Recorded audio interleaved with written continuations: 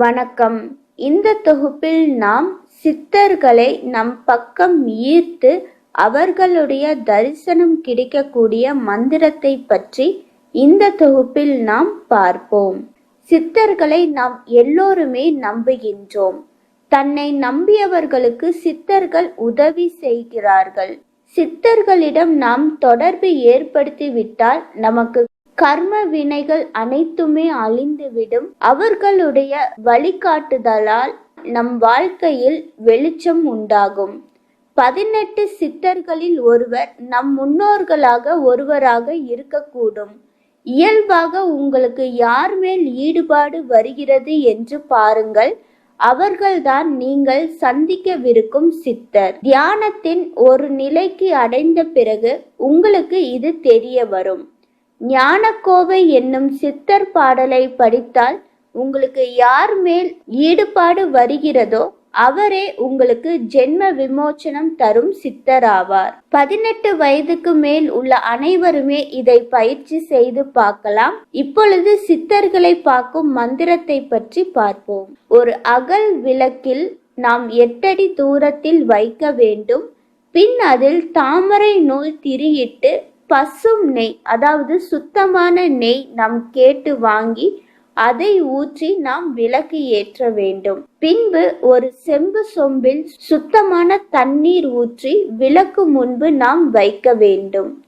பின்பு ஆசன பலகை இல்லாதவர்கள் தரையில் ஒரு மஞ்சள் துணியை விரித்து விளக்குக்கு 8 அடி தூரத்தில் நாம் கிழக்கு முகமாக அமர வேண்டும். விளக்கு நம்முடைய புருவ மத்தியில் நேர்கோட்டில் இருக்கும்படி நாம் அமர்ந்து கொள்ள வேண்டும்.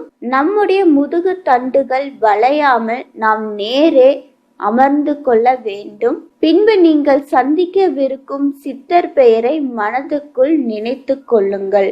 மனதினை நன்கு ஒருநிலைப்படுத்திய பிறகு சித்தரை பார்க்கும் மந்திரத்தை நாம் சொல்ல வேண்டும். ஓம் சிங் ரங் அங் சிங். ஓம் சிங் ரங் அங் சிங்.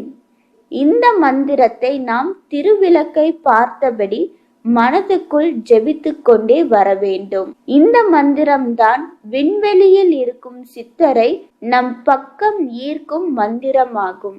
நீங்கள் தியானம் ஆரம்பிக்க வேண்டிய நாள் அமாவாசை தினமாக இருக்க வேண்டும். தினமும் இடைவிடாமல் 90 நாட்கள் நாம் தொடர்ந்து ஜெபித்து கொண்டே வர வேண்டும். நீங்கள் பயிற்சி மேற்கொள்ள வேண்டிய நேரம் இரவு 8 to 9 மணி ஆகும். இந்த 1 மணி நேரத்தில் உங்களால் எவ்வளவு மணி நேரம் இந்த மந்திரத்தை ஜெபிக்க முடியுமோ அவ்வளவு முறை, எண்ணிக்கை முக்கியம் இல்லை, எவ்வளவு முறை சொல்ல முடியுமோ நாம் அவ்வளவு முறை சொல்லலாம். ஜபம் முடித்த பிறகு இரவு உணவாக நாம் பூஜையில் படையலாக வைத்த பழங்களை நாம் சாப்பிடலாம். பின்பு செம்பு சொம்பில் இருக்கும் நீரை நாம் அருந்த வேண்டும். தினமும் செம்பு சொம்பில் நீரை நாம் மாற்றிதான் தியானத்தில் அமர வேண்டும். தினமும் நாம் சாப்பிட்ட பிறகு அந்த செம்பில் இருக்கும் நீரை தவறாமல் குடிக்க வேண்டும். ஏனென்றால் நாம் சொல்லும் மந்திரங்கள் அந்த தண்ணீரில் இறங்கி இருக்கும். அதனால் அதை நாம் கீழே கொட்டாமல் நாமளே அதை குடித்து விட வேண்டும். யாருக்கும் நீங்கள் இதை தரக்கூடாது. இரவு உணவாக பால் சாதம் சாப்பிடலாம். பயிற்சி மேற்கொள்ளும் மொத்த இந்த 90 நாட்களில் நாம் உப்பு, புளி, காரம் இதை குறைத்து நாம் சாப்பிடுவது நல்லதாகும். அசைவ உணவு நாம் ஏற்கக்கூடாது. புகை, மது கண்டிப்பாக நாம் தவிர்க்க வேண்டும்.